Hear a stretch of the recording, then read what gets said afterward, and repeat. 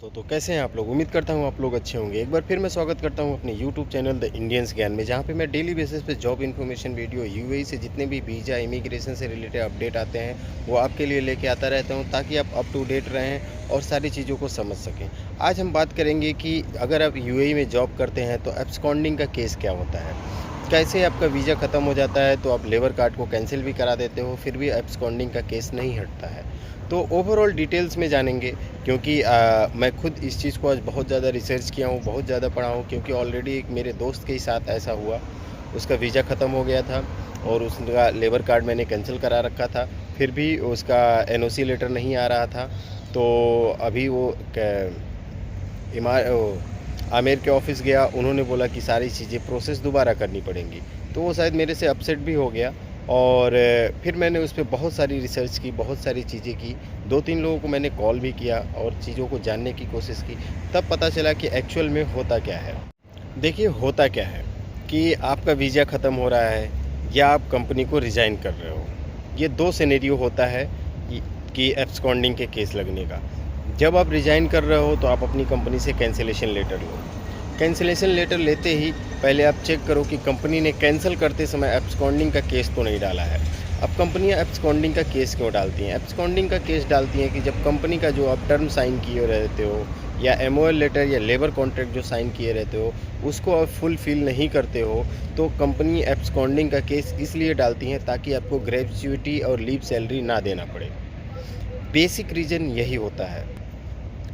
तो basic rule यही होता है कि आपको लीव सैलरी कंपनी को ना देना पड़े और ग्रेच्युटी ना देना पड़े, इसलिए वो एब्सकॉन्डिंग का केस डाल देती हैं। एब्सकॉन्डिंग का केस कोई बहुत बड़ा मसला नहीं होता है, उसको आप बहुत ही ईजिली रिमूव करा सकते हैं। लेकिन उसके साथ साथ आपको लेबर कोर्ट में दोबारा जाना पड़ता है। भले ही आपका लेबर कार्ड कैंसिल हो गया हो, आपके पास कैंसिलेशन पेपर होते हुए भी आप दूसरी कंपनी में वीज़ा नहीं लगा सकते हो, क्योंकि आपके ऊपर एब्सकॉन्डिंग का केस होता है।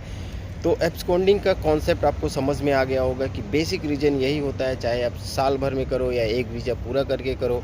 कैंसिलेशन पेपर भी अगर आपको कंपनी दे देती है, आप अपना लेबर कॉन्ट्रैक्ट भी कैंसिल कर देते हो, तब भी कंपनी आपके ऊपर कैंसिल करते समय, वीज़ा कैंसिल करते समय एब्सकॉन्डिंग का केस लगा सकती है। ये बहुत ही बेसिक रीज़न होता है एब्सकॉन्डिंग का केस लगाना, लीव सैलरी ना देना पड़े और आपकी ग्रेच्युटी ना देना पड़े।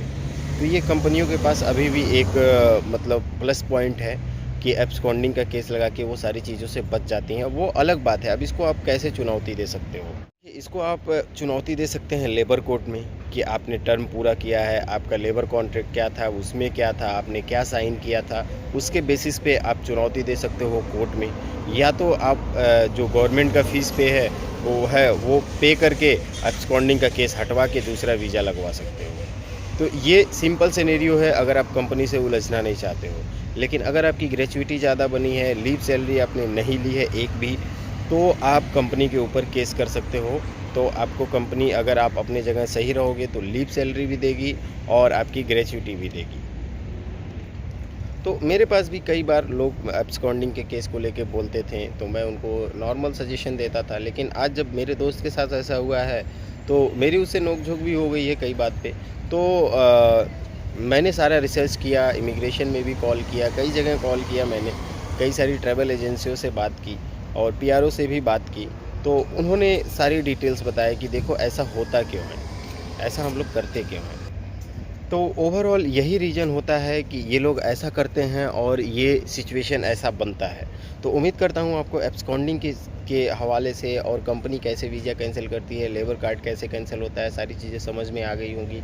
इसके बाद भी कोई सवाल या सुझाव या कोई भी क्वेरी है, अगर आप यूएई में हैं तो मोहरे ऐप पे जाके आप देख सकते हैं, या तो मुझे आप कंसल्ट कर सकते हैं। इन सारी चीज़ों से रिलेटेड मैं आपको जानकारी दे दूँगा। तो अभी के लिए बस इतना ही, मिलते हैं नेक्स्ट वीडियो में।